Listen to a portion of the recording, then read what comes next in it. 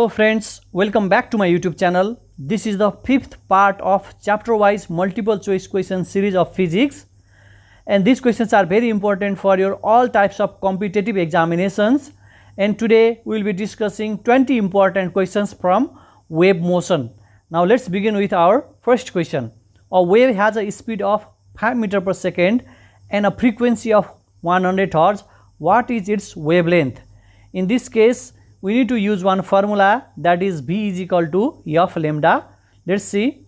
The speed of wave here is given 5 meter per second, that is V is equal to 5 meter per second, and the frequency of wave is 100 Hz. Then we know our formula, V is equal to F into lambda. After substituting this value and after doing one simple calculation, we get our lambda as 0.05 meter. So right answer for the question number 1 is option choice C, that is 0.05 meter. Now let's see question number 2. The distance between two nearest antinode or two nearest node in stationary wave is. We know that this type of wave is called stationary wave, and these points, these 2 points are called nodes. These 2 points are called nodes, and these points are called antinode. If we calculate the distance between this is also node. If we calculate distance between these nodes or distance between these two antinodes, they are always same. Distance between this A, B, C, distance between A and B, and distance between B and C, and distance between these 2 points are always same, that is lambda by 2. So distance between two nearest antinode or distance between two nearest nodes in stationary wave are always lambda by 2. Question number 3. The value of velocity of particle in stationary wave is. The value of velocity of particle at node in stationary wave is. At node is missing in this question. The value of velocity of particle at node in stationary wave is always 0. In a stationary wave, if we see stationary wave like this, at this point at node its velocity is 0 and it increases slowly as the wave moves towards antinode. So at node of the stationary wave, the value of velocity is always 0. Question number 4. In longitudinal wave, the direction of vibration in the medium of particle is. In longitudinal wave, the direction of vibration is always parallel to the propagation, that is option choice B is the right answer for question number 4, parallel to the propagation. Likewise, let's move to question number 5. In transverse wave, the direction of vibration in the medium of particle is perpendicular to the propagation wave. Option choice A is the right answer. You see, transverse wave start with letter T and here is 90 degree. This is direction of propagation of wave and this is vibration of particle. So they always make 90 degree. We can use mnemonics by this first letter of transverse wave. Now let's move to question number 6. The velocity of sound is maximum in. If we pass sound in vacuum, air, water and steel, we get maximum velocity of sound in metal. So option choice D, metal is the right answer for question number 6. Now let's move to question number 7. A wave with frequency 100 Hz has a period of. We know that frequency and time period are reciprocal to each other. F is equal to 1 upon T or T is equal to 1 upon F. On solving this, we get our required time period. Time period is 0.01 second, that is option choice A is the right answer for question number 7. Now let's move to question number 8. A radio station broadcast 300 kHz. What will be the wavelength of the wave? In this question, you need to take care of 2 things. Here radio wave means radio signal, and this is in kilohertz. This is frequency. We will be using the same formula V is equal to F lambda, but here we don't have velocity. So radio station means radio wave. Radio wave means electromagnetic wave.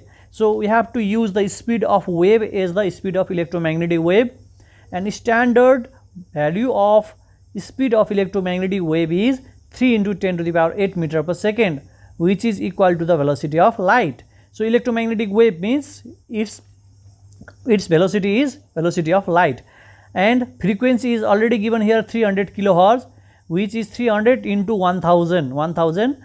This amount of hertz can be converted into 3 into 10 to the power 5 hertz, and by using formula V is equal to F lambda, and by doing this simple calculation we get our lambda is 1000 meter. So 1000 meter or 1 kilometer is right answer. 1000 meter is in option choice 8. So option choice A. So option choice A is the right answer for question number 8. Now let's move to question number 9. Wavelength is, let's see option choice A, distance between two nearest crest, this is right. Distance between two nearest trough, this is also right. Distance between two neighboring point vibrating together, this is also right. So all of above is right answer for question number 9. In this type of question, you see the right answer at first in option choice A and you immediately give a tick mark in A, but you need to see other choices as well. So if question is simple, then they can use more traps. So option choice D is the right answer for question number 9. Now let's move to question number 10. Which one is not true about transverse wave? Let's see first one. This wave produces a series of crest and trough in the medium, this is right. Transverse wave can be polarized, this is right, but transverse wave can be polarized, but longitudinal wave cannot be polarized. Wave produced in the string is transverse wave, this is also correct.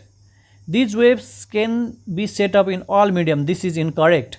Transverse wave can be set up into solid and the stagnant surface of liquid, but longitudinal wave can be set up into solid, liquid, gas, all. So option choice D is the wrong answer. Sorry, D is the right answer because this is not true about transverse wave. Now let's move to question number 11. For an echo to be heard, the distance between the original sound and the reflecting surface must be. So right answer for this question is at least 17 meter. The persistence of hearing T is equal to 1 upon 10. By using that 1 upon 10 in formula velocity is equal to distance upon time taken, we can get our distance is 16 point something. So by rounding that we get 17. So right answer for this question is at least 17, but most of the students write 17. So at least 17 means after the distance is more than 17, in such case also we can hear echo, but it cannot be heard less than 17 meter. Now let's move to question number 12. Which property of wave remains constant as the wave passes from one medium to another medium? As wave passes from one medium to another medium, the velocity changes, the wavelength changes, but frequency remains same. Because of this excuse me, because of this property of the wave, frequency is called fundamental property of the wave. So velocity changes, wavelength changes, but frequency remains constant as wave travels from one medium to another medium. Now let's see question number 13. Propagation of sound through air is. Propagation of sound through air is adiabatic process. At first Newton assumed this process as isothermal process and he got the velocity of sound as 280 meter per second, which was in fact wrong, and Laplace corrected that formula by considering adiabatic process. So propagation of sound through air is adiabatic process. Now let's move to question number 14. Which one is not true? Sound travels faster in metal than air, this is true. Velocity of sound increases with increase in humidity, this is also true.